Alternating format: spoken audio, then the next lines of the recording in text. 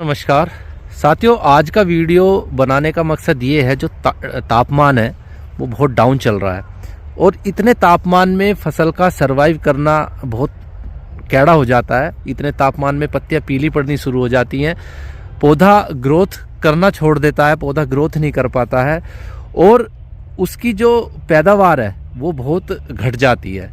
जैसे उत्तर भारत की हम बात करें, बहुत सर्दी हो रही है, कभी टेम्परेचर बहुत ज़्यादा हो जाता है, कभी बहुत कम हो जाता है और अब जो ज़्यादातर बात करें टेम्परेचर बहुत ही डाउन है। ये देखिए आप, कितना धुंध है आज के दिन, जब आज हम वीडियो बना रहे हैं कितनी धुंध है और बहुत ज़्यादा टेम्परेचर डाउन है। ऐसे टेम्परेचर में हमारी जो मिट्टी होती है वो भी टाइट हो जाती है, जिससे पौधा जो मिट्टी से पोषक तत्व लेता है, जो बैक्टीरिया होते हैं हमारे, वे सही तरीके से कार्य नहीं कर पाते हैं, पौधे को भोजन नहीं दे पाते हैं और जो हमारी लीफ होती है वे भी ठंडी पड़ी होती हैं और उसमें फोटोसिंथेसिस की जो क्रिया है वो भी सही तरीके से नहीं हो पाती है। तो ऐसे में हम अपनी फसल में क्या कर सकते हैं, क्या कार्य कर सकते हैं जिससे हमारी फसल का उत्पादन ना घटे और हमारा पौधा भोजन सही तरीके से ग्रहण करे, उसकी पत्तियां जो है वो पीली ना पड़े, भोजन सही तरीके से पत्तियां बनाती रहें और पौधा ग्रोथ अच्छी करता रहे, जिससे हमारा उत्पादन भी कम ना हो। ऐसे कौन कौन से कार्य हम अपनी फसल में हम कर सकते हैं, तो इस वीडियो में हम पूरी डिटेल में बात करेंगे। ये देखिए साथियों, कितना आज धुंध है, आज बहुत ज़्यादा धुंध है और इतनी धुंध काफ़ी होती है किसी भी फसल को सरवाइव करने के लिए, क्योंकि हम तो अच्छे अच्छे कपड़े पहन रखे हैं, गरम गरम कपड़े पहन रखे हैं, हमने ठंड नहीं लग रही है। लेकिन हम पौधे की बात करें, ये देखिए कितनी ओस हमारे पौधे पर चढ़ी हुई है इस टाइम, ये देखिए आप।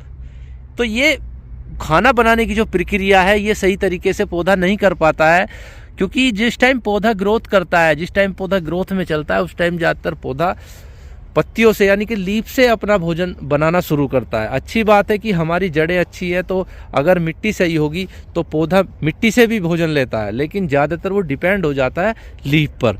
जब तक सूरज की किरणें पौधे पर नहीं पड़ेगी, प्रकाश संश्लेषण पौधे में नहीं होगा, तब तक भोजन पौधा सही तरीके से नहीं बना पाता। तो आज इसी टॉपिक पे हम बात करने वाले हैं कि कौन कौन से कार्य हम अपनी फसल में कर सकते हैं जिससे हमारा पौधा सरवाइव सही तरीके से करे, सही उसकी ग्रोथ हो। तो दोस्तों, वीडियो शुरू करने से पहले आपसे छोटी सी रिक्वेस्ट है, अगर आप चैनल पर नए आए हो तो चैनल को सब्सक्राइब जरूर कर लेना, बेल आइकन दबा लेना, जिससे आने वाली वीडियो का नोटिफिकेशन आप तक पहुंचता रहे। चलिए दोस्तों, वीडियो शुरू करते हैं। साथियों, फसल के लिए एक टेम्परेचर, हर फसल के लिए टेम्परेचर होना बहुत ज़रूरी है। ऐसा नहीं है कि आप किसी भी टेम्परेचर में किसी भी फसल को लगा दोगे, टेम्परेचर का होना बहुत ज़रूरी है। सर्दियों में हम बहुत सारी फसल लेते हैं, जैसे कॉमन सी बात है, हम गेहूं की फसल तो लेते हैं, जैसे आलू की फसल है, सरसों की फसल है, ऐसी बहुत फसल हम लेते हैं सर्दियों के टाइम में। और जब टेम्परेचर ज़्यादा डाउन हो जाता है तो फसल की जो कार्य प्रणाली है, फसल जो अपना भोजन बना रहा है, वो उसकी थोड़ी सी डाउन हो जाती है, पैदावार पर उसका बहुत असर पड़ता है। जैसे देखिए, अब बात करें हम गेहूं की, गेहूं का खाना अब जो 60 दिन से ऊपर की फसल होगी है, जिसकी लीफ अच्छी निकल चुकी है, पौधा ग्रोथ में चल रहा है, ज़्यादातर वो डिपेंड अपने लीफ पर है।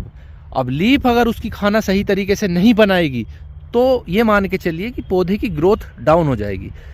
आप ऐसे मान के चलिए कि हमें अगर खाना सही तरीके से नहीं मिलेगा, अपनी पूरी कैलोरी हम नहीं लेंगे, तो हमें वीकनेस जरूर आने लगेगी और जितने वो वीकनेस आएगी और हम दोबारा से खाना शुरू करेंगे, उस टाइम हमारा टाइम निकल जाएगा। पौधा जो हम फसल ले रहे हैं, जैसे आलू की बात करें, सरसों की बात करें, गेहूं की बात करें, तो इतनी लंबी क्रॉप नहीं होती है कि आप उसको 1 महीने बाद लगाओगे तो वो आपकी पैदावार ज़्यादा बढ़ा देगा। तो साथियों, इस टाइम, सर्दी के टाइम, सबसे मेन चीज़ होती है कि हम अपने पौधे की खुराक को कम ना होने दें। अगर हमें कोई कमी चमक रही है तो हम उसको पूर्ति करें। अब मिट्टी में इस टाइम टेम्परेचर जब बढ़ जाता है, उस टाइम मिट्टी टाइट हो जाती है, पौधा मिट्टी से भोजन कम लेना शुरू कर देता है, जिससे साथियों हमारी जो जड़ें होती हैं, पौधे की जो जड़ें होती हैं, तो मिट्टी टाइट होने के बाद हमारी पौधे की जड़ें सही तरीके से पोषक तत्व लेना बंद कर देती हैं। तो उसका एक रीजन ये होता है, जो हमारे बैक्टीरिया होते हैं, जो मिट्टी में बैक्टीरिया होते हैं, जो हमारे फर्टिलाइजर को, जो हमने तत्व दे रखे हैं, वे पौधे को पहुंचाते हैं जड़ों के माध्यम से।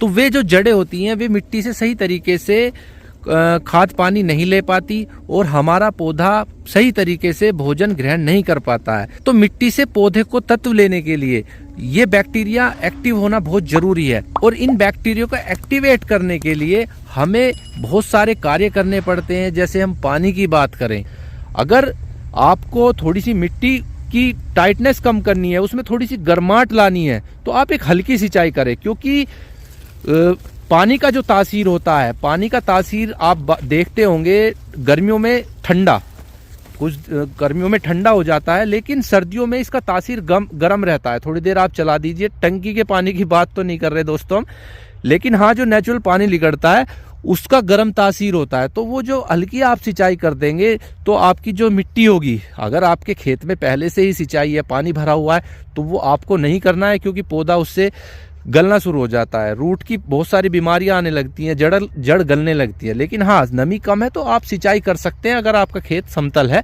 तो उसका जो पानी से जो हमारे खेत में सिंचाई होगी, उससे क्या होगा, हमारी मिट्टी की जो गर्माहट है वो अच्छी तरीके से होगी और पौधा थोड़ा सा गर्मी लेगा, जिससे हमारा पौधा ग्रोथ में आएगा। लेकिन हम ऐसे पोषक तत्व का भी हम प्रयोग कर सकते हैं ठंड में। जैसे हम बात करें सल्फर की, दोस्तों अगर आपने सल्फर अपने खेत में बुआई के टाइम अगर अपने खेत में आपने सल्फर का प्रयोग किया है तो बहुत अच्छी बात है। सल्फर की आपकी कोई ज़्यादा आवश्यकता नहीं है। लेकिन अगर आपने बुआई के टाइम प्रयोग नहीं किया है तो आपको सल्फर तो लगाना पड़ेगा। अगर आप सर्दी में इस टाइम सल्फर लगा दोगे तो सल्फर हमारे पौधे की प्रोटीन कार्य होता है पौधे में, उसको बढ़ाता है, साथ के साथ फोटोसिंथेसिस की क्रिया बढ़ाता है। तो सल्फर बहुत अच्छा है ठंड के टाइम में। पौधे में थोड़ी सी गर्माहट भी पैदा करता है, पत्तियों में जो कार्य प्रणाली है उसको थोड़ा सा तेज कर देता है सल्फर। और सल्फर साथ के साथ हमारी जो फंगस की बीमारियां हैं, जैसे हम बात करें रस्ट की, तो रस्ट जैसी समस्या को भी, फंगस इन्फेक्शन जो होते हैं उनको भी खत्म करता है सल्फर। तो सर्दियों के लिए सबसे अच्छा जो पोषक तत्व की हम बात करें सल्फर है। लेकिन साथियों सल्फर पौधा जो लेता है वो लेता है सल्फेट के रूप में। अगर हम सल्फर डायरेक्ट लगा रहे हैं, जैसे बेंटोनाइट सल्फर आता है, अगर हम उसको डायरेक्ट लगा रहे हैं तो हमारी फसल उसको नहीं लेगी, क्योंकि पत्तियां उसको सल्फेट में कन्वर्ट नहीं करेगी, सीधा सल्फर के रूप में लेगी। जो सल्फेट के रूप में कन्वर्ट जो करेगी वो करती है दोस्तों मिट्टी में जो बैक्टीरिया होते हैं उसको वो सल्फर के रूप में सल्फेट के रूप में कन्वर्ट करेगी। तो हमें इस टाइम जिस तत्व में सल्फेट के रूप में सल्फर आती है हम उसका प्रयोग कर सकते हैं। जैसे हमारा जिंक सल्फेट है और पोटेशियम सल्फेट है, जिसमें हमें पोटास की भी मात्रा भी, पोटेशियम भी अच्छी तरीके से मिल जाता है। तो इन तत्वों का हम प्रयोग अपनी फसल में कर सकते हैं। दूसरा, अगर किसी पोषक तत्व की कमी आ रही है तो हम उनका भी प्रयोग कर सकते हैं। सर्दियों के टाइम में फसल की देखभाल करना बहुत जरूरी हो जाता है दोस्तों। अगर टेम्परेचर ज़्यादा डाउन है, अगर दिन में भी टेम्परेचर डाउन हो रहा है तो हमें हमारे पौधे की पत्तियां जो है वो खाना सही तरीके से नहीं बनाती है। तो इस टाइम आप सल्फर का प्रयोग कर सकते हैं सल्फेट के रूप में, जैसे जिंक सल्फेट हुआ, पोटेशियम सल्फेट हुआ। तो आपकी फसल जो है सर्वाइव करेगी अच्छी तरीके से। जानकारी कैसी लगी दोस्तों हमें ज़रूर बताइएगा। चैनल पर नए आए हों तो चैनल को सब्सक्राइब कीजिएगा। धन्यवाद।